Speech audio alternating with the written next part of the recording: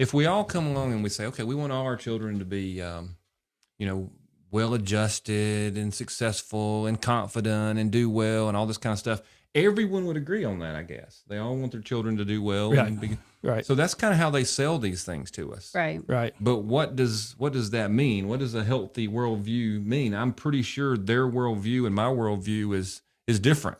They want you to take up a social cause and Right. raise the banner. That's where it all goes. You can shoot me or whatever, call me a liar, but go read Yeah. the interviews, go read the material, and at the end of the Figure day, out which social justice category is and- your passion, and you go and fight for it. I will tell you, Devotion second to that. Mm-hmm. step, the 6th grade material. I've seen it in my own eyes. And matter of fact, we sent 3 communications out to our Board of Education leading up to the vote. And one was a hand delivered letter, one was a certified mail letter, another one was an email the day of reminding them, and it had all the data from the Utah parents. Mm-hmm. And they still voted. Not only did they vote, but the administration stood up in front of the board, in front of the public, and said, "We've had such an overwhelming positive response to this material, and I recommend moving forward." And I about dropped that out of my seat. I was like, that's a straight up lie.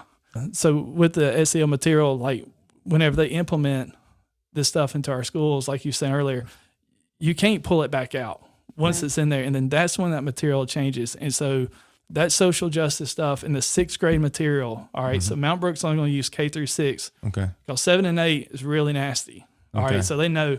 And then they had coffee talks. All right. So before this, they went to each school and let us all ask questions. Right. And they told us there was stuff in the material. And I know of 2 parents that email and said, "Hey, can you just list the lessons and X, we're not going to teach this or teach this."